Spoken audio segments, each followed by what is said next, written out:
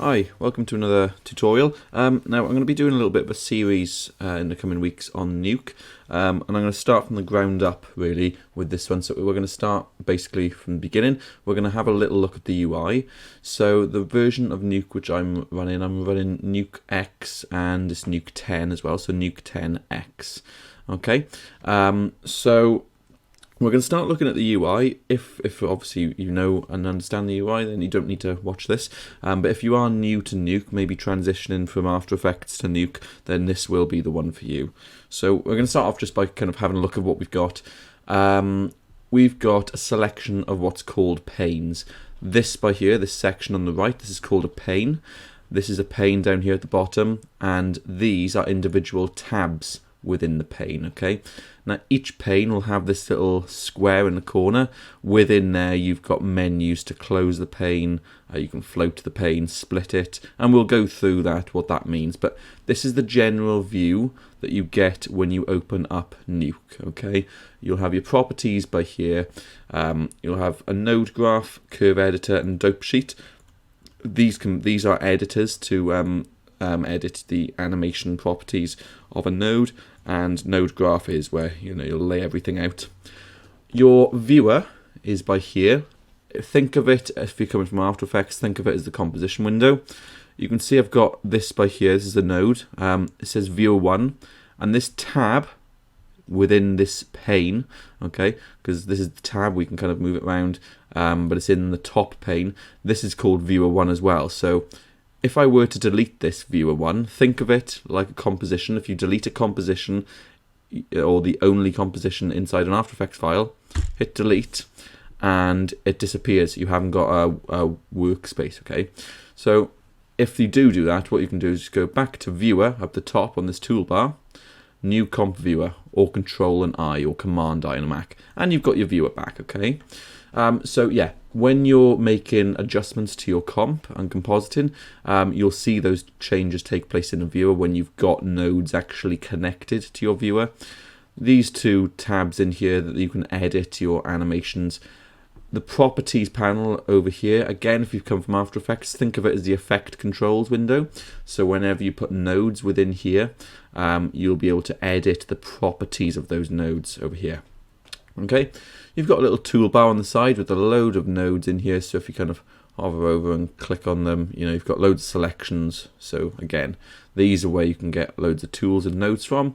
And yeah, you can see within your viewer you've got loads of sort of controls. All these controls, these are kind of like basic playback ones. This is where you've got some channel stuff up here, and you've got a load of different things up here. Now, I'm not actually going to be going into all of these in this specific video. I'm just going to be kind of going through these panes. So what you can do is you've got workspace up here.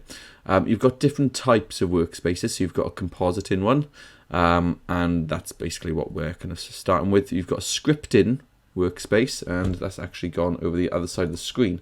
So let me just undo that. Let's go back to compositing. Don't know why that went over the other side of the screen, so let me just go workspace. Let's go animation, for example. It's gone on the other side of the screen again. Okay, don't worry. Yeah, so you can kind of, anyway, click through. Don't know why it jumped up there. You can kind of click through and you can go through these, okay? You can also save your own workspace, which we'll come back to later. So first of all, let's have a look at reorganizing these. Let's say, for example, you wanted to move some of these tabs over to another pane. Well, that's really simple. You can click and drag. Let's say you want your dope sheet over here.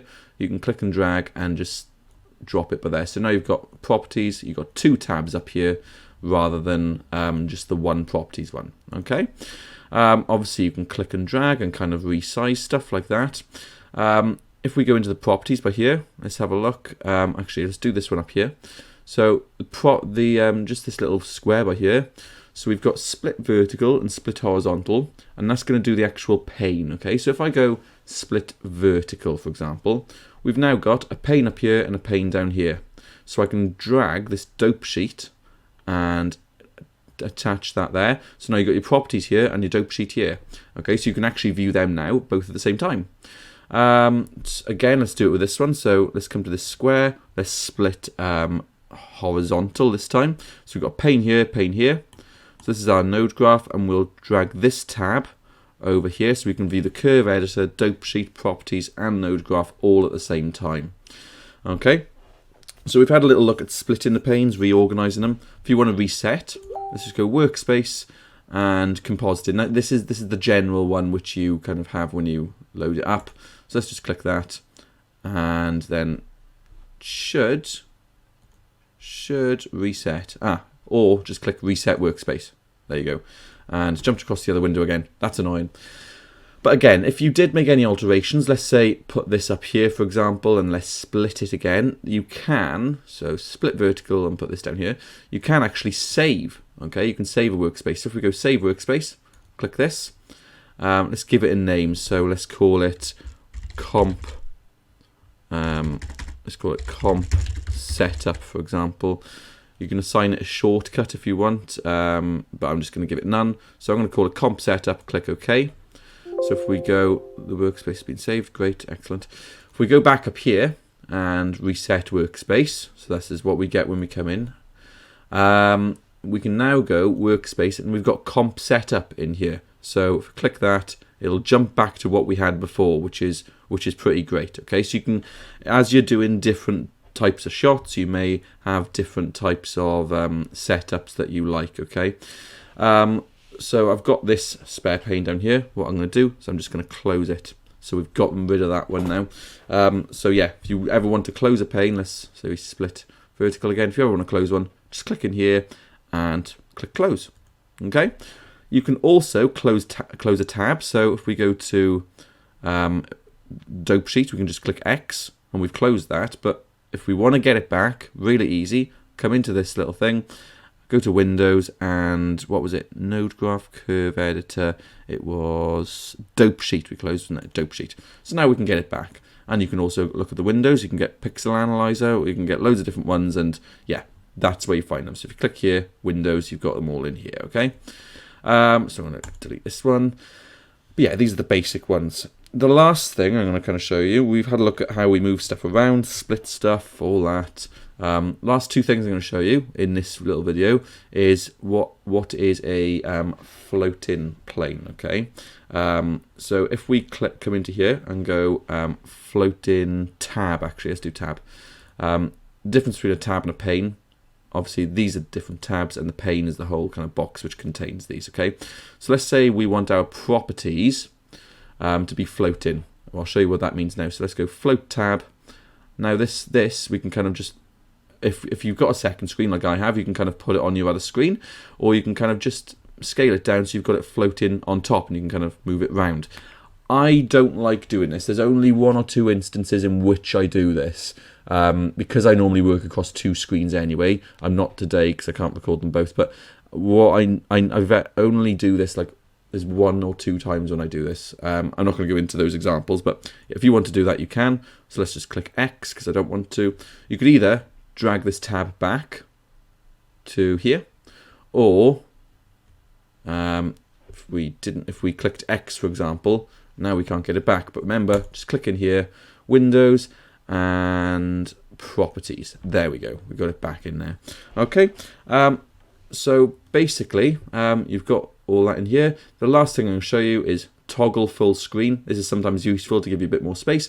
So if you come into Workspace to make it full screen, Alt S or Option S on a Mac, toggle full screen, and now it's full screen. If you want to get it back, just go Workspace and where is it? Toggle full screen. There we go, and we're back. Okay, that just gives you that little bit of extra room. Completely up to you whether you use it. If I'm not using any other windows, like if I'm not using Google Chrome for something while I'm working, then I'll often go toggle full screen because it gets rid of the bottom toolbar, and the top one just gives you that little bit of extra space to work. So I hope you kind of picked up a few hints and tips on this in this video. I am going to be doing some more UI settings and preferences videos, maybe kind of talking through kind of the stuff that's going on in the viewer in future tutorials, but this one's just to kind of get you started. So I hope it helped out. Just remember, this is like the effect controls in After Effects. This is like the composition window. and yeah, you've got different editors in here. You can have a look at a node graph in After Effects. I've forgotten what it's called. It's called something different. But yeah, node graphs will be quite new to you unless you've used Maya or Houdini before. But yeah, cheers for tuning in, and I'll catch you in another tutorial.